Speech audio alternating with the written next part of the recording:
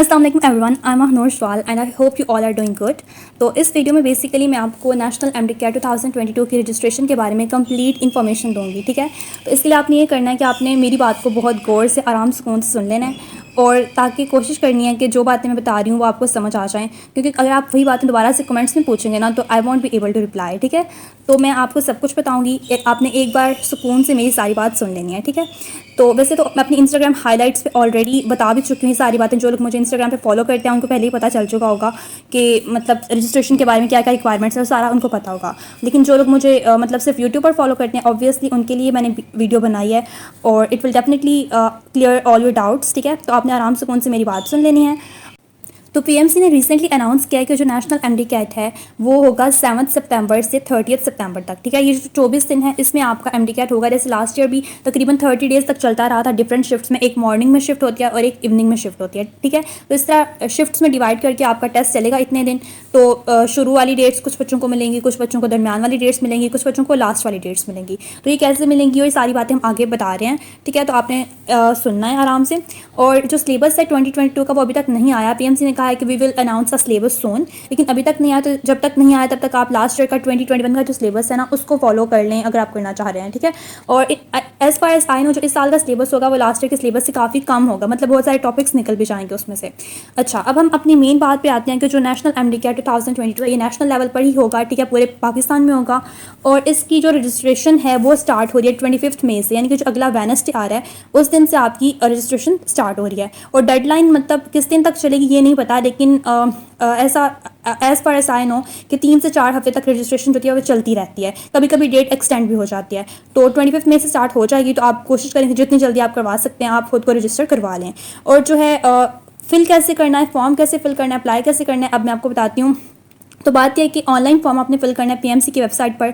PMC की जो official website है दैट इज़ मतलब आप गूगल पे इजीली सर्च कर सकते हैं कि www.pmc.government.pk। ठीक है, तो इस से आप जो है ऑनलाइन आपने फॉर्म फिल करना है PMC की ऑफिशियल वेबसाइट पर। और ये जो फॉर्म है 25 मई को आएगा वेबसाइट पर। ठीक है, उससे पहले नहीं आएगा। तो जो ही फॉर्म आएगा मैं भी पूरी कोशिश करूँगी कि आपको मज़ीद फॉर्म फिल करने का जो तरीका है वो बता दूँ, इसके ऊपर कोई ट्यूटोरियल वगैरह बना दूँ। तो स्टे अपडेटेड। ठीक है, stay tuned, I will try my best कि मैं आपकी मज़ीद हेल्प कर सकूँ इसमें। अच्छा, तो रजिस्ट्रेशन जब 25 मई से स्टार्ट होगी और इसकी जो रजिस्ट्रेशन फ़ीस भी होती है, तो फ़ीस जो इस साल आई डोंट नो कि what is the exact amount, और ये तभी पता चलेगा जब आपका फॉर्म आ जाएगा। ठीक है, 25 मई को जब फॉर्म आ जाएगा तो उसके बाद ही पता चलेगा कि कितनी रजिस्ट्रेशन की फ़ीस है इस बार। लेकिन जैसे लास्ट ईयर भी ऑनलाइन था और इस साल भी ऑनलाइन टेस्ट हो रहा है। ठीक है, तो लास्ट ईयर जो फ़ीस थी वो थी 6,000 फ़ीस थी रजिस्ट्रेशन की पर पर्सन। ठीक है, तो इस साल भी जहाँ तक मेरा ख्याल है इतनी ही होगी। लास्ट ईयर PMC जो है हमारा पाकिस्तान मेडिकल कमीशन, उसने टेप्स कंपनी के साथ कॉन्ट्रैक्ट करके तो टेस्ट को कंडक्ट करवाया था, लेकिन इस साल PMC के अकॉर्डिंग उनका जो अपना IT सिस्टम यानी कि जो इंफॉर्मेशन टेक्नोलॉजी सिस्टम है उसके ज़रिए वो लोग अपना जो टेस्ट है इस बार खुद ले रहे हैं। सो उसके अलावा जो टेस्ट सेंटर्स हैं वो इस तरह के पूरे कंट्री में according to them 20 test centres बनेंगे, मतलब। और वो मेरे ख्याल से हर प्रोविंस के जो मेन सिटीज़ हैं, जैसे पंजाब में लाहौर है, इस्लामाबाद है, गुजरावाला, ये सारे, और उसके अलावा भी कुछ होंगे। ठीक है, सिंध में देख लें तो कराची है, पेशावर है KPK में, बलूचिस्तान में कोयटा है, इस तरह से आज़ाद कश्मीर में भी कोई ना कोई होगा। तो जो भी आपके मेन सिटीज़ है ना, मेरे ख्याल से वहाँ पर ही टेस्ट सेंटर बनेंगे। ठीक है, और इंटरनेशनल टेस्ट सेंटर्स बनेंगे वो ऑब्वियसली जब PMC ऑफिशियल कुछ अनाउंस करेगी तो आई विल अपडेट यू उसके बारे में। ठीक है, लेकिन अभी आपने बस ये जो है मेन फोकस आपने रजिस्ट्रेशन के ऊपर करना है, क्योंकि वो 25 मई से स्टार्ट हो जाएगी। तो आपने कोशिश करनी है कि आप जल्दी से रजिस्टर करवा लें। टेस्ट इस तरह से होता है कि आपका जो आपको डेट और जो आपको टेस्ट सेंटर जो बताया गया होता है आपका, जब बाद में रोल नंबर स्लिप वगैरह आएगी तो उसके अकॉर्डिंग आपने वहाँ जाना होता है टेस्ट सेंटर में रिक्वायर्ड टाइम पे, और आपको टैबलेट के ऊपर आपने टेस्ट अटैम्प्ट करना होता है क्योंकि ऑनलाइन है। ठीक है, और उसके अलावा जो आपको रफ वर्क के लिए साथ में वाइट बोर्ड और मार्कर वगैरह मिलेगा। तो ये कुछ बातें थी जो रजिस्ट्रेशन के अलावा बच्चे मुझसे यकीनन पूछेंगे, तो मैंने पहले ही बता दी हैं। ठीक है, अब हम मेन बात करते हैं कि रजिस्ट्रेशन के लिए अप्लाई कौन कर सकता है, कौन नहीं कर सकता। तो रजिस्ट्रेशन के लिए अप्लाई वो बच्चे कर सकते हैं जिनका फर्स्ट ईयर जो है ना वो कंप्लीट हो चुका है, यानी कि एग्ज़ाम्स भी हो गए हैं और रिज़ल्ट भी आ गया है। ठीक है, फर्स्ट ईयर या फिर जो आपका ए लेवल्स के इक्विवेलेंट में जो आपका पार्ट 1 होता है वो अगर आपका क्लियर हो चुका है तो, या फिर जो रिपीटर स्टूडेंट्स हैं जो जिन्होंने लास्ट ईयर दिया या जो भी मतलब रिपीटर्स भी कर सकते हैं, और जो स्टूडेंट्स जिन्होंने अभी सेकंड ईयर के एग्जाम्स देने हैं, ठीक है, वो बच्चे अप्लाई कर सकते हैं। जिन्होंने अभी फर्स्ट ईयर के एग्जाम्स देने हैं वो लोग अप्लाई नहीं कर सकते, उनका एमडी कार्ड नेक्स्ट ईयर होगा, ठीक है। तो इसके लिए एलिजिबिलिटी ये है कि आपके एफएससी में अगर आप रिपीटर हैं तो आपके ओवरऑल एफएससी में, अगर आप फ्रेशर हैं तो आपके फर्स्ट ईयर एफएससी में एटलीस्ट 65% मार्क्स होने चाहिए। अगर आपके इससे कम है तो फिर आप टेस्ट के लिए रजिस्टर नहीं करवा सकते, ठीक है। तो मेक श्योर कि आपके एटलीस्ट 65% मार्क्स हों, फिर ही आप रजिस्ट्रेशन करवा सकते हैं। तो आपने जो फ्रेशर्स हैं वो अपने फर्स्ट ईयर की रिजल्ट की बेस के ऊपर अप्लाई करेंगे, और जो रिपीटर्स हैं they will apply on the basis of their second year result card, ठीक है। अच्छा, अब बात करते हैं कि जो आपका रजिस्ट्रेशन फॉर्म होगा उसमें आपने क्या क्या फिल करना है, क्या क्या एंटर करना है, कौन कौन सी इंफॉर्मेशन आपने वहाँ पे अपनी बतानी है उनको, और डॉक्यूमेंट्स कौन कौन से रिक्वायर्ड हैं, ठीक है। तो मेरी बात ध्यान से सुन लें। अभी जो है ना इस साल का फॉर्म वो 25 मई को ही रिलीज़ होगा, तो फॉर्म देख के ही बताया जा सकता है कि उसमें क्या क्या एग्जैक्टली क्या क्या उन्होंने पूछा हुआ है। लेकिन जो लास्ट ईयर का फॉर्म था उसको मैंने दोबारा से चेक किया था अभी आपके लिए, तो उसके अकॉर्डिंग ये था कि आपने कोई बहुत ही ज़्यादा एक्स्ट्रा चीज़ें नहीं थी पूछी हुई, सिर्फ बेसिक्स चीज़ें आपकी पूछी हुई थी, ठीक है। तो आपने सिर्फ वही वहाँ पर एंटर करनी है अपनी इन्फॉर्मेशन वगैरह। तो जैसे लास्ट ईयर के अकॉर्डिंग मैं बता देती हूँ। आई होप कि इस साल भी रजिस्ट्रेशन फॉर्म का जो फॉर्मेट है वो लास्ट ईयर जैसा ही रहेगा, ठीक है।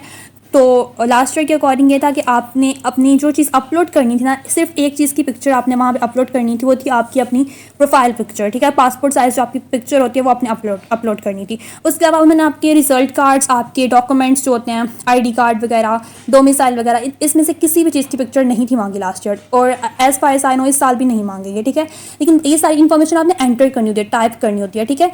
तो आपका जो है डेट ऑफ बर्थ, आपका मैट्रिक या ओ लेवल्स का roll number, marks, first year का या सेकंड ईयर अगर आप रिपीटर हैं तो आपका roll number, marks, board, phone number, email ID card number जो है, ये सारी चीज़ें आप एंटर करनी होती हैं। अच्छा, आईडी कार्ड का ना मुझसे इतनी सारी क्वेरीज आई थी, तो I must address it here कि आईडी कार्ड जो है वो जिनका 18 या 18 से ऊपर हो चुके हैं उनका आईडी कार्ड ऑब्वियसली बन चुका होगा, ठीक है। अगर नहीं भी बना तो एटलीस्ट आपके पास बे फॉर्म तो होगा ना, बी फॉर्म तो सभी के पास होगा ना। तो जो आपका आईडी कार्ड का नंबर होता है, जो आपका बे फॉर्म का नंबर होता है, या जो आपका स्मार्ट कार्ड का नंबर होता है, ये तीनों नंबर्स बिल्कुल सेम होते हैं। तो ये वाला जो नंबर है ना, ये वहाँ पे आपने एंटर करना है। तो आप चाहे अपने बे फॉर्म से देख के एंटर कर दें, चाहे स्मार्ट कार्ड से, चाहे आईडी कार्ड से, ठीक है। आपके पास इनमें से एटलीस्ट कोई एक डॉक्यूमेंट तो होगा ना, तो उसके अकॉर्डिंग आपने वहाँ पे अपना जो नंबर है वो एंटर करना है फॉर्म में। और स्मार्ट कार्ड, जिनको नहीं पता, स्मार्ट कार्ड वो होता है कि आईडी कार्ड की तरह का ही होता है, लेकिन अंडर 18 जो लोग होते हैं उनके लिए स्मार्ट कार्ड होता है, और जो जिनकी एज 18 या 18 से ज़्यादा हो जाती है उनके लिए आईडी कार्ड होता है। बिल्कुल सेम एक जैसा ही होता है। अगर आपके पास ये दोनों ही नहीं है तो एटलीस्ट आपके पास बे फॉर्म होगा, तो आप उसके ऊपर जो आपका नंबर है वो उसकी बेस के ऊपर आप वो एंटर करके तो अपनी रजिस्ट्रेशन करवा लेंगे, ठीक है। तो लास्ट ईयर उन्होंने इनमें से किसी भी डॉक्यूमेंट की तस्वीर नहीं थी मांगी रजिस्ट्रेशन फॉर्म में, तो आई डोंट थिंक इस साल भी मांगेंगे। लेकिन अगर कोई मांगते भी हैं, वो रिक्वायर है कि आपने ये अपना जो डॉक्यूमेंट है इसकी पिक्चर स्कैन करके अपलोड करनी है वहाँ पर फॉर्म में, तो आप नो इशू, आपके पास जो भी डॉक्यूमेंट है इनमें से आईडी कार्ड, स्मार्ट कार्ड या बे फॉर्म, आप उसकी पिक्चर जो है वो लें और उसको अपलोड कर दें। इट्स वेरी सिंपल, ठीक है। इसमें परेशान होने की कोई बात नहीं है। उसके बाद आपके पेरेंट्स का या गार्डियन जो हैं, जो उनका आईडी कार्ड नंबर या वो थोड़ी सी नाम वगैरह इन्फॉर्मेशन पूछ लेंगे आपको, और फॉर्म में आपने एंटर करनी है। और इसके अलावा आपका डिस्ट्रिक्ट ज़रूर पूछेंगे, वो डिस्ट्रिक्ट या प्रोविंस। तो डिस्ट्रिक्ट में आपने जो आपका डिस्ट्रिक्ट है, for example I am from Sialkot, तो मैं सियालकोट वहाँ पर लिख दूँगी। तो इसके अलावा एक इशू था यहाँ पर, बहुत सारे बच्चों ने पूछा कि डोमिसाइल रिक्वायर्ड है या नहीं। डोमिसाइल जो होता है एक आपका डॉक्यूमेंट होता है, जो आप जिस डिस्ट्रिक्ट से आप होते हो उस डिस्ट्रिक्ट का आपका डोमिसाइल बनता है। तो अगर आपका भी नहीं बना तो कोई मसला नहीं है। रजिस्ट्रेशन के लिए लास्ट ईयर डोमिसाइल उन्होंने नहीं था मांगा, और उससे पिछले साल भी नहीं था मांगा, तो इस साल भी जहाँ तक मुझे पता है नहीं मांगेंगे, ठीक है। उसकी मतलब पिक्चर वगैरह वो नहीं मांगेंगे। आपने सिर्फ ये बताना कि मतलब आपका डिस्ट्रिक्ट कौन सा है। तो रजिस्ट्रेशन के लिए ना तो आपके आईडी कार्ड और आपका डोमिसाइल होना मस्ट नहीं है, ठीक है। अगर है तो बहुत अच्छी बात है, अगर नहीं भी है तो इट्स स्टिल ओके, ठीक है। तो अगर आपके पास अभी आईडी कार्ड या फिर डोमिसाइल इनमें से कोई भी डॉक्यूमेंट नहीं बना हुआ, तो डोंट वरी, रजिस्ट्रेशन के लिए आपको ज़रूरत नहीं पड़ेगी। लेकिन बाद में जब आपका टेस्ट होगा और जो आपका एडमिशन होगा उस टाइम आपको इन डॉक्यूमेंट्स की ज़रूरत पड़ सकती है। तो अगर आपके पास अभी नहीं है तो आप बनवाने के लिए दे दें, ठीक है। अपने पेरेंट्स को बोलें, मतलब उनको सारा प्रोसेस पता होगा कैसे बनवाना है, तो वो आपको बनवा देंगे। क्योंकि अभी टेस्ट आपका होना है सितंबर में, तो उस दरमियान में 3 से 4 महीने का टाइम है। तो इस टाइम में आपके जो डॉक्यूमेंट्स रह गए हैं वो आप कंप्लीट करवा लें, बनवा लें, ताकि बाद में आपको टेस्ट के टाइम पे या फिर एडमिशन के टाइम पर मसला ना हो, ओके।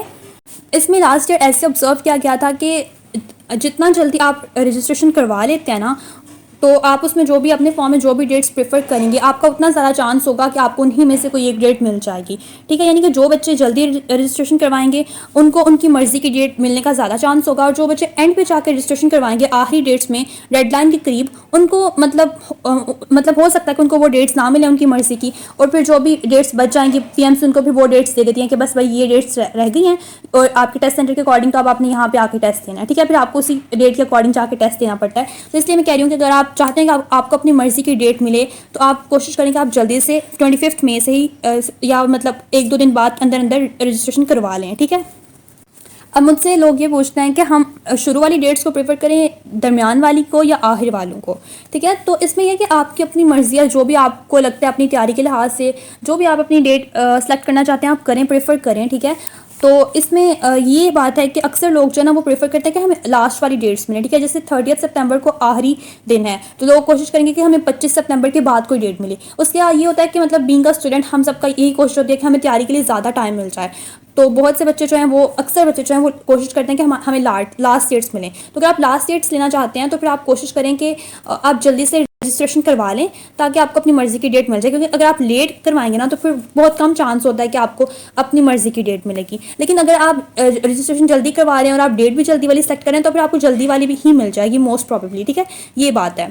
और फिर ऐसा होता है कि जो लोग लेट रजिस्ट्रेशन करवाते हैं उनके लिए मोस्टली एंड शुरू वाली डेट्स ही बच जाती हैं, तो फिर उनको शुरू वाली डेट्स पर ही जाकर टेस्ट देना पड़ता है। उसमें सबसे बच्चे मैंने देखा है दे और बड़ी मतलब वो इतना खुश नहीं होते इस बात पर।